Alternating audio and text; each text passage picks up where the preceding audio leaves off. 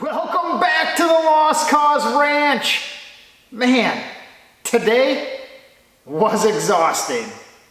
I'll show myself out. No, but today we have the Discovery. We have the LS in the Discovery. And now we have a nice 304 stainless, mandrel bent, TIG welded, mufflated exhaust. This guy may have taken all day, but it was worth it. Why don't you stick around and see all the work that made me exhausted.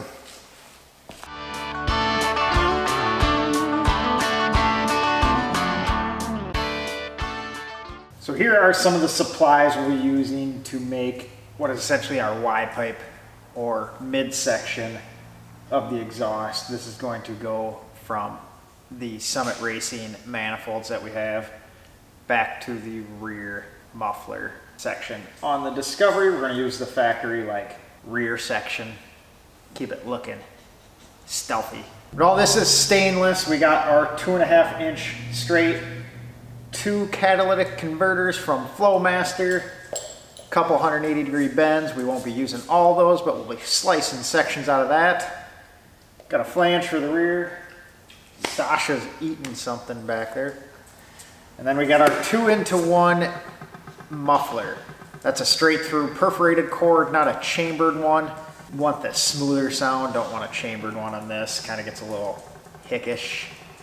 But if that's your style, that's your style. I'm not saying that's bad. Just saying it's not what I'm looking for. We are going to start off with the left side cat, driver's side in the US. That's going to be like the simpler one of the two. So we'll get that done and then we'll match this side to it. We're going to run these to this cross member and get them in place there, and then behind that we'll set the muffler in place and then mate it up there. But the way I build exhaust might be a little different than most people. Most of mine on the custom side is a lot of eyeballing and marking with a Sharpie, and I don't know, I guess maybe I've done it long enough. 15 years now. Man, I feel old. But yeah, so I guess a little bit of experience goes a long way, but don't be afraid to get a tape measure out if you want. But we're gonna do this one in an old school fashion. So a lot of Sharpie, eyeball, and portable bandsaw. So the cat's gonna sit right around where the factory ones did. So being we got the heat shield up there, that means we have to get this pipe mated up. I got my little angle marked out where I guess it should be, so therefore it should look something like that once we chop it all apart.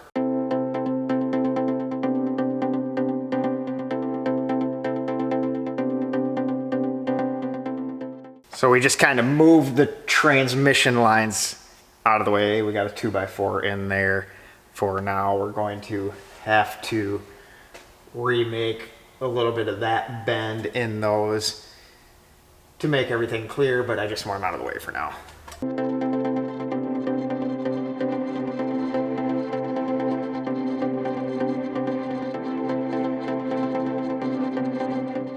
All right, so there is our first little piece tacked up. We'll get this guy bolted in and then we'll go off of this. We'll build out. This is gonna be a lot of rinse and repeat of what you just saw. They'll cut, fit, tack, cut, fit, tack. So we'll throw this in a little time lapse so you're not sitting here all day. So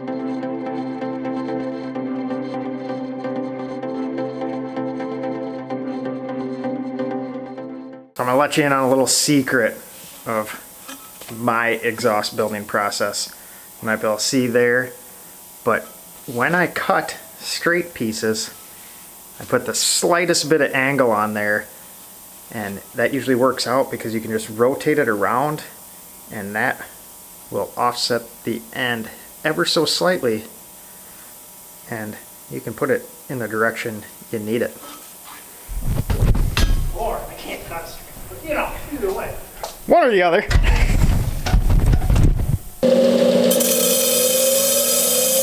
Ted said I do it because I can't cut straight.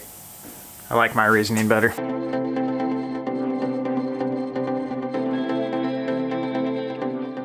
So we have the left side tacked together.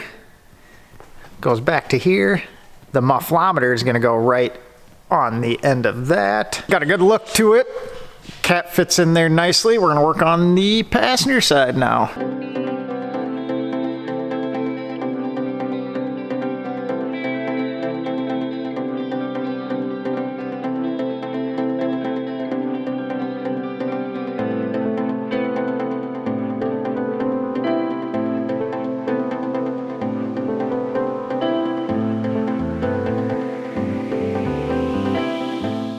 So you'll see in a lot of the welding I use this little thing.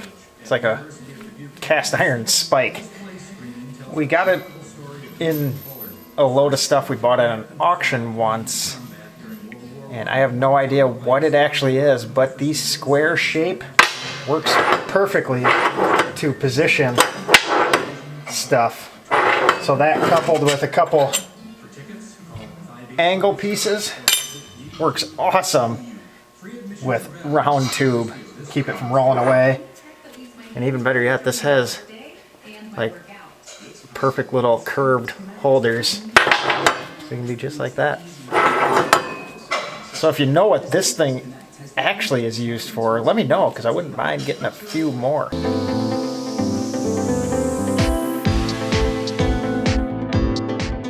So the passenger side is coming along nicely. We got her tacked up. Cat sits good there, about even with the driver's side.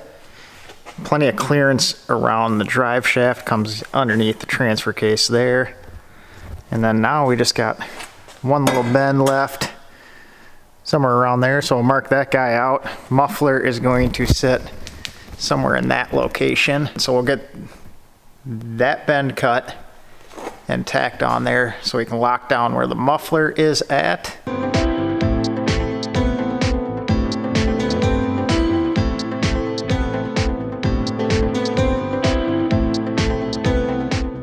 All right, so we got the left, well, talk right. All right, so we got the right side all tacked together as well, sitting nicely into the muffler. There's a look at the entire mid pipe there, and now we're left with just this little section. It's gonna be a couple bends into the factory rear, so we'll get that knocked out now.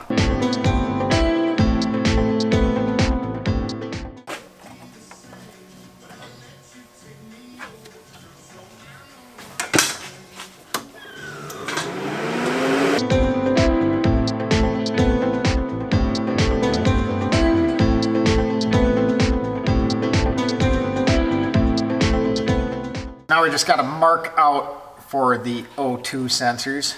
Got an O2 sensor, and these are the little bungs we'll use, a little saddle one. These weld on pretty nice compared to just the straight ones.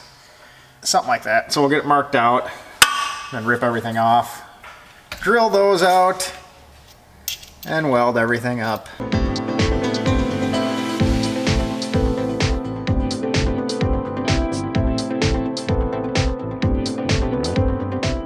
All right, we got our holes drilled for the O2 bungs on both of these guys. These are all tacked up, mocked up, ready to go. Muffler over here. But before we do our finish welding, we're gonna take some Scotch-Brite and smooth the finish out on all these, just so it's consistent, a little bit of a professional look.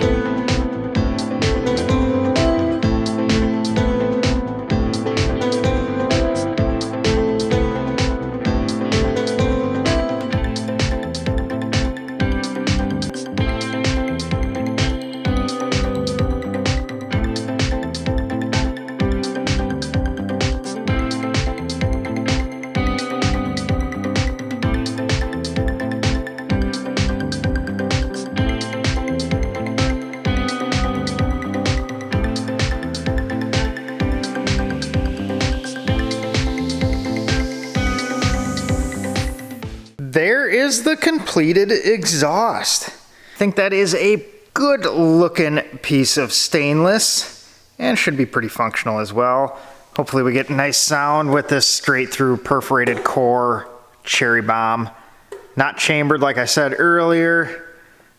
But yeah, it should be a good free-flowing setup. Some high-flow Flowmaster cats in place. We'll keep it nice and legal here in Iowa. Those O2 bungs welded in. Flange is all welded up. It is still hot.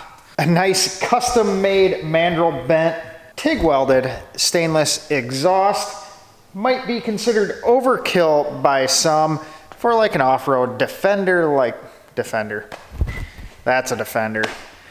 Off-road Discovery like that, but I figure if we're going the extra mile to get an LS in this one, we might as well make this nice. No muffler shop Midas special. This is the real deal. So we'll get this guy thrown on. I'm happy with how it turned out. And as you may see by the bags underneath my eyes, it is late, but this was a one-day project. All of one day. It is now midnight. Started this morning. But either way, this is done. Minus one thing I'll show you once we get it in. So there it is, all tucked up and bolted in. And we got plenty of clearance with the drive shaft and the transfer case and transmission pan. I can get my hand all the way around this guy. So we got plenty of clearance. Give you one final look. So I did mention I have one thing left, actually two left to do on this guy. So I have a couple of these coming. They are not here yet. Otherwise I'd stay a little later and get this part done. We need 2 clamps there. But one of these clamps, this one in particular, is also going to house the hanger. So we're gonna weld the hanger rod right to this one, and it'll go to that rubber bushing right up there. Then back here, I got another clamp coming, and it'll go right on here, and we'll have another rod. That way we're not welding directly to this, and we can have some adjustment in our hanger if we need to tweak anything. So there we have what I'd consider one of the more time-consuming and tedious projects of this LS swap out of the way. So that's all done. If you are doing one of these, you don't have to go that far and do a full stainless one. You can take it to a muffler shop, get something bent up, as long as the manifolds connect to the rear exhaust. That's what you're looking for. We just wanted to go a little nicer on this. So that leaves us with the next video, and that's gonna be sorting through this mess. That's our LS standalone wiring harness. We have to mesh this with that, tie all the electronics together. That's gonna be a fun one. But that means we're one step closer to starting this thing, and I think it's probably 2 additional videos away from a fire up. Don't quote me on that. I've been known to be wrong before. But if you want to check out the other videos in this series of us throwing the LS in the Discovery, I'll pop the playlist up somewhere around here, maybe here. It might even be up already, who knows? On another note, we got a load full of suspension goodies for the LS3 Defender, so that's exciting. But with that being said, appreciate you guys watching. As always, subscribe, like, comment, and do all those things.